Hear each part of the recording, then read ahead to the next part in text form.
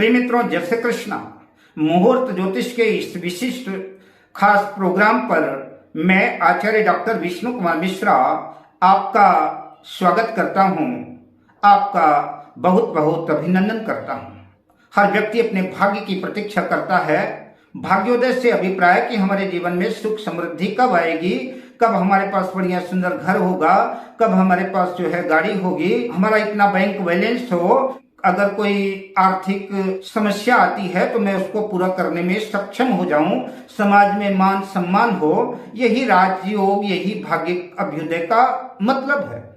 मुहूर्त ज्योतिष के आज इस स्पेशल कार्यक्रम में आज मैं ऐसे ही ज्योतिषी एक महत्वपूर्ण योग की चर्चा करूंगा। उस ज्योतिषी योग का नाम है लक्ष्मी नारायण योग। पर मैं विषय क्रम में आगे बढ़ूं उससे पहले आपसे आग्रह, अगर आपने अभी तक हमारे इस चैनल को सब्सक्राइब नहीं किया है तो प्लीज चैनल को सब्सक्राइब करें, साथ ही नोटिफिकेशन बेल को भी प्रेस कर लें।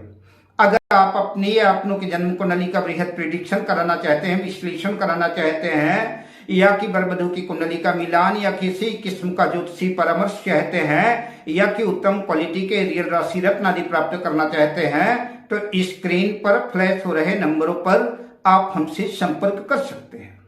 आज मैं लक्ष्मी नारायण योग की चर्चा करूंगा।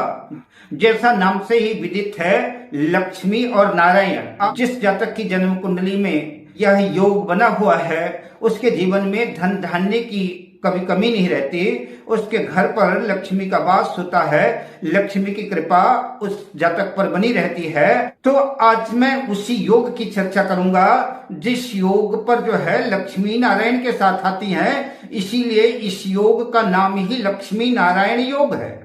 अब जन्म कुंडली में ये लक्ष्मी नारायण योग बनता कैसे है? तो जन्म कुंडली में बुध और शुक्र की युति केंद्र या त्रिकोण भाव में अगर कहीं भी हो तो लक्ष्मी नारायण योग बनता है।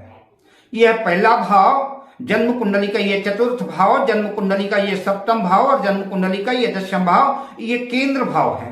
इन केंद्र भावों में किसी भी भाव पर बुध और शुक्र की युति है तो लक्ष्मी नारायण योग बनेगा। जन्म कुंडली का यह पंचम भाव, जन्म कुंडली का यह नवम भाव, यह त्रिकोण भाव कहलाता है। इन भावों में भी अगर बुध और शुक्र की युति है तो लक्ष्मी नारायण योग बनेगा। तो लग्न के पहले भाव में, चतुर्थ भाव में, सप्तम भाव में, दशम भाव में, त्रिकोण भाव में, पंचम भाव में, नवम भाव में कहीं भी शुक्र और बुध की युति है तो आपकी जन्म कुंडली में लक्ष्मी नारायण योग बना हुआ है। जिस जातक की भी जन्म कुंडली में लक्ष्मी नारायण योग बना हुआ है, जैसा नाम से ही विदित है लक्ष्मी नारायण योग, उसके जीवन में धन संपदा की कमी नहीं रहती है। ऐसा जातक विपुल वैभव का स्वामी होता है, किसी भौतिक संसाधनों की कमी नहीं होती। शुक्र तो वैसे ही सुखों का कारक है, शुक्र के पास समस्त भौतिक संसाधन सुख होते ही हैं। और बुध भी ज्ञान का प्रतीक है, बुद्धि का प्रतीक है, विवेक का प्रतीक है।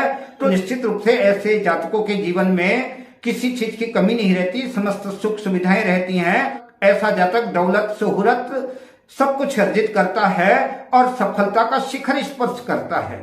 ऐसे जातक ज्ञानवान, बुद्धिमान, चतुर, होशियार, पंडित, धर्म की ध्वजा लहराने वाले, ज्योतिषी, गीत, संगीत, कानून आदि के जानकार होते हैं। और जब भी शुक्र और बुध की दशा अंतर्दशा आती है तो उस दशा अंतर्दशा में ऐसे जातकों का भाग्य का अभ्युदय होता है और उनके जीवन में उस वक्त सब कुछ उनको प्राप्त हो जाता है, किसी चीज की कमी नहीं होती और समाज में ऐसे व्यक्ति आदरणीय माने जाते हैं। जन्म कुंडली में शुक्र और बुध की युति है, लक्ष्मी नारायण योग बना हुआ है, लेकिन इस योग का प्रतिफल कब मिलेगा? इस योग का प्रतिफल तब मिलेगा जब जन्म कुंडली में शुक्र और बुध दोनों योग कारक हों। यह पहली शर्त है। दूसरी शर्त, दोनों ग्रह मजबूत होने चाहिए, बलवान होने चाहिए, उनकी अपनी डिग्री होनी चाहिए।